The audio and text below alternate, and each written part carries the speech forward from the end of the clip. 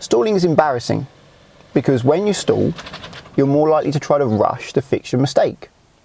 And that rushing increases your chances of stalling, because rushing the controls is probably the thing that made you stall in the first place. What actually causes the car to stall is either not enough gas, lifting the clutch up past the bite point without pausing on the bite point, or being in the wrong gear. Your car having a mechanical fault can also cause stalling, but I'll leave that one to your mechanic. To reduce your chances of stalling, make sure you set the engine speed using the gas to between 1 and 2,000 RPM before you lift the clutch. If you find that the car is still stalling and you are struggling, try keeping the engine speed above 1,500 RPM. That will make the engine produce more power, reducing your chances of stalling. When you're trying to control the gas, make sure your heel is on the floor. That will enable you to have greater control over the top of your foot with the pedal and help you keep the pedal steady and keep the engine speed where you want it to be.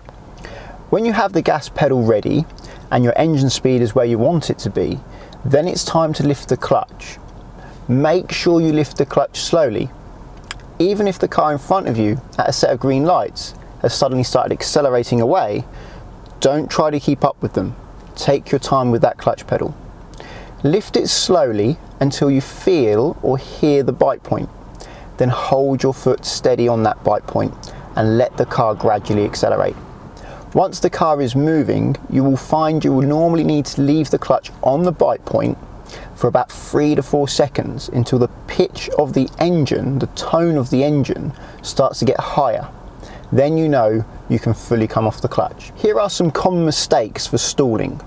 Number 1, coming off the gas pedal as you lift the clutch pedal.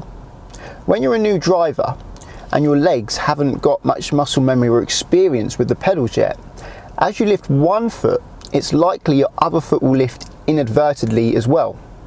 So try to practice keeping one foot steady whilst you lift the other foot. Number 2, coming off the clutch slowly but continuing to release the clutch once you get to the bite point. Once you hear and feel the bite point, you need to hold the clutch steady for 3 to 4 seconds for it to do its job and get the car moving. You'll often hear people say when you lift the clutch you need to lift it slowly, but what they're failing to mention, and as experienced drivers themselves, what they probably don't realise they do themselves, is they don't lift the clutch slowly all the way off. They actually get to the bite point and hold it there for several seconds.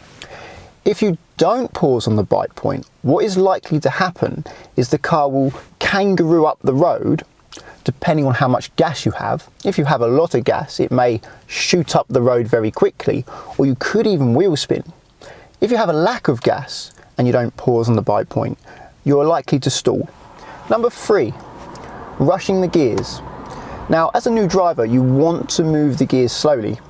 Trying to move it quickly may lead you into getting the wrong gear. Let's take this situation that often happens to my customers.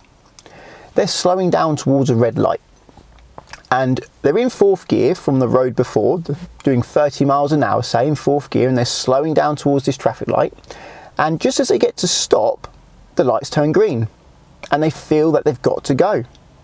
So in rushing to try and get from 4th gear to 1st gear to get going, they accidentally get 3rd and then they stall. So there's the most common reasons in my experience my learner drivers stall. The overall underlying cause though is nearly always rushing. When learning to drive or even learning a different car, it's important to do everything slowly. Listen to the car, feel the car.